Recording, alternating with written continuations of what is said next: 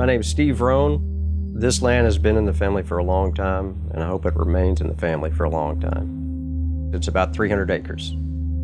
There are a lot of memories here over the years that you can't put a price on. My uncle owned the place when we were kids. He had lost the use of his legs due to polio when he was in his teens. So we were his legs. We'd come up here, we'd cook for him, we'd wash clothes, we'd clean the house, we'd bale hay, we'd work cattle. Boy, were we lucky. Learned a lot, we played hard, and we worked hard. Things are different than 3 or 4 generations ago. You cannot buy land nowadays, small parcels in particular, and expect to make money on agriculture. It's just not going to happen unless you have a very specialized niche. You recognize that it's a little piece of paradise and that the true value in it for me and a lot of people and most people is recreation and wildlife. With the help of good partners, I'm making that happen.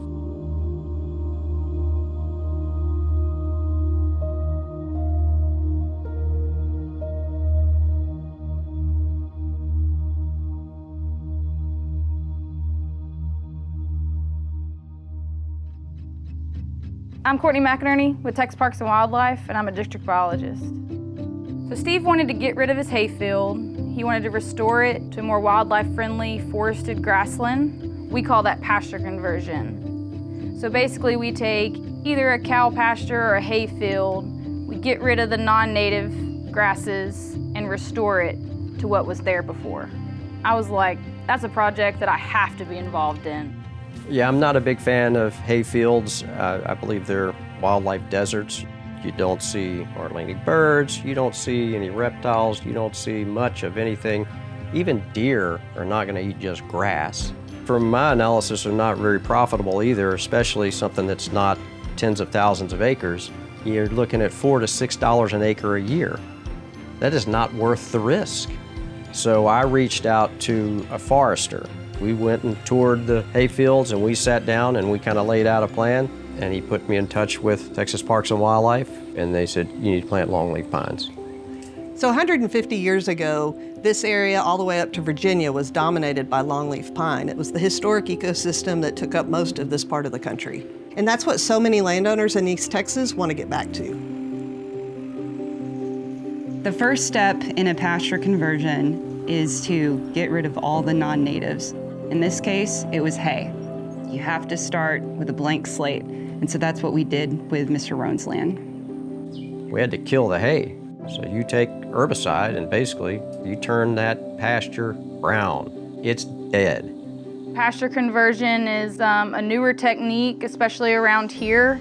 It's not very often that people would kill a perfectly good hayfield. So after he started herbiciding his hayfield, there were a lot of reactions around town, and everyone just had an opinion about that. I'm sure my neighbors thought I was crazy.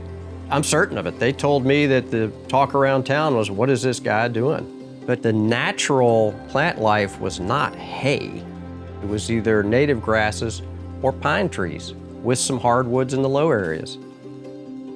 A longleaf pine ecosystem actually has an incredibly diverse understory. So once the hay is out of there, the next step is to plant native grasses.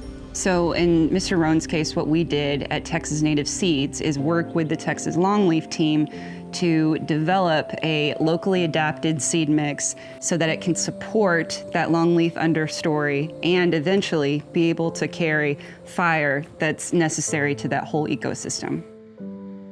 Planting longleaf pine happens pretty quickly. These crews can come in and plant 40 or 50 acres in a day.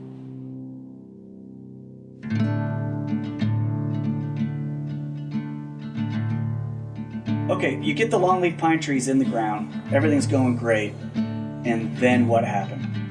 Most of them died. I would go out there and look at them, and it was heartbreaking in a way.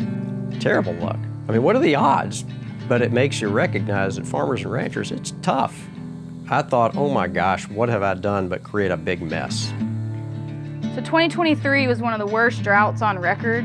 Pretty much anything that was planted at the end of 22 and the beginning of 23 had very low survival.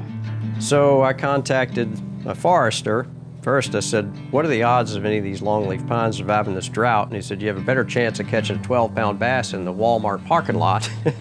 And I said, well, what do we do? He said, they will replant for you. Are you gonna have to pay for it? No, So Texas Longleaf Team kind of had your back on that. absolutely. They had evaluated the loss, and they said, hey, we can get another grant for you, and yeah, we replant.